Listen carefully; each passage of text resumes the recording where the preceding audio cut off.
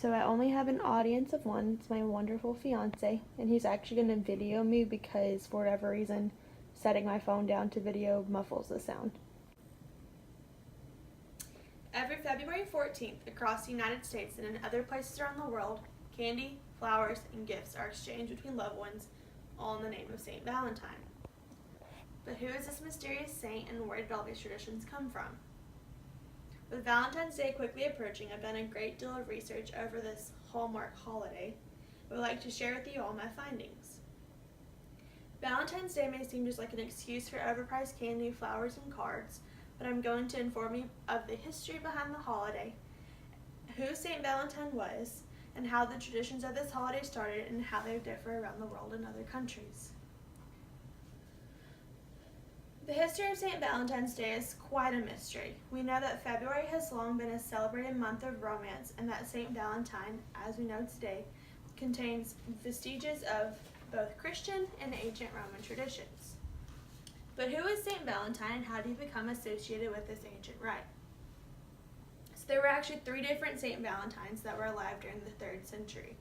So it'd be kind of tricky to determine who was responsible for the holiday. 2 lived in Italy, St. Valentine of Rome and St. Valentine of Terni, and the 3rd lived in the Roman province in north of Africa. So which St. Valentine do we celebrate on February 14th? The answer is St. Valentine of Rome. So there are actually 2 different legends behind how St. Valentine of Rome claimed his fame to creating this holiday. The first being that St. Valentine was a priest who served during the 3rd century in Rome, and when Emperor Claudius II decided that single men made better soldiers than those with wives and families, he outlawed marriage for young men. Valentine, feeling like this was such an injustice, would continue to hold marriage ceremonies in private. Once Claudius found out about this, Valentine was then sentenced to death. The second theory is that while Valentine was in prison before his execution, he fell in love with a woman. He wrote her letters and would sign it from your Valentine, which is an expression we continue today. Although the truth behind Valentine is a little murky, the stories all emphasize his appeal as a sympathetic, heroic, and most importantly, a romantic figure. By the Middle Ages, perhaps thanks to this reputation, Valentine would become one of the most popular saints in all of England and in France. So now we're going to take a look at how February 14th was chosen for the holiday and some of the traditions and how the holiday started, being that we now have an understanding of who St. Valentine was and his importance in relation to the holiday. So long before there was Valentine's Day, in February there was once a pagan festival that was celebrated on February 15th.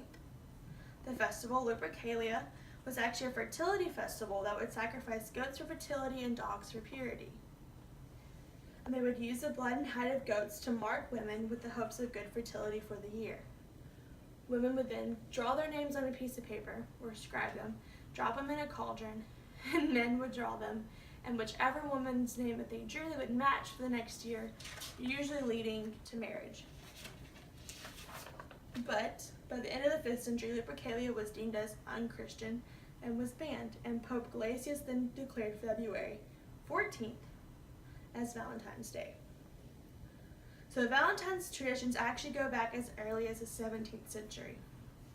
Starting out in Great Britain, couples would send their significant other a love letter on Valentine's Day to celebrate the romantic St. Valentine. The tradition eventually moved over to the United States, where the first reported mass production of Valentine's cards was in the year of 1840. From there, Valentine's Day went from cards to flowers to candy and jewelry. Today, Valentine is actually one of the largest holidays in America, right behind Christmas. There's estimated 1 billion cards sent out for Valentine's Day, which is more than any other holiday except for Christmas. 35 million heart-shaped boxes of candy, and over 220 million roses are sold on Valentine's Day. There's an estimated $20 billion spent on the holiday just alone, and an estimated of $4 billion spent on just jewelry for Valentine's Day. On average, each person spends $130 on Valentine's Day in America. So now that we have some facts on the consumer holiday and how the tradition started and the amount of money spent, let's explore how the holidays differ around the world. So we kind of understand how America celebrates the holiday, but there's a few other countries that have adopted the same traditions that America celebrates, which are Italy, Germany, and Britain. So in Italy, Valentine's Day was once celebrated as a spring festival. It used to be held in open air where young people would gather in brightly decorated gardens and listen to music and readings of poetry. This custom, however, eventually kind of ceased, and in modern day, Valentine's Day is seen mainly just as a holiday imported from the US, just like Halloween, Father's Day, and Mother's Day, and they celebrate the same way that we pretty much do. The German celebration of Valentine's Day is nearly the same as elsewhere in the world. In Germany, it is custom for young men to present their beloved with flowers on February 14th. Valentine's gifts in Germany, like in America, are usually in the shape of love tokens and are complete with love messages. In Britain, St. Valentine's Day is celebrated like many other countries. The common celebrations of this day has people expressing their loves with gifts like flowers, cards, chocolates, and other special items. The traditions of celebrations of Valentine's Day differ from different regions around the country, but all over Britain, children will sing special songs related to the occasion, which I think are kind of like those singing telegrams, or men go, or women go out and sing to people at different offices and stuff like that. And then they're rewarded with gifts like candy or fruit or money. Another popular tradition followed in some areas of England is they bake Valentine's buns with caraway seeds, plums, and raisins. This is believed as celebrating the agrarian productivity in the UK.